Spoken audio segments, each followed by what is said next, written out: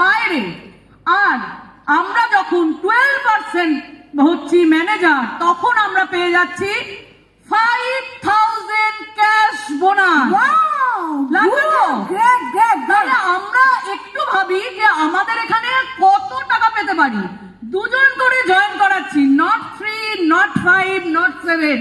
এটা কিন্তু মাথায় রাখতে হবে। 12 মাল্টিপলে করতে হবে, 2, 4, 6, 8, 10, 12 এবং হচ্ছে আমরা ওখানে প্রত্যেকটা দুজনকে স্পন্সর করার পেছনে আমরা পাবো 1000 রুপিস।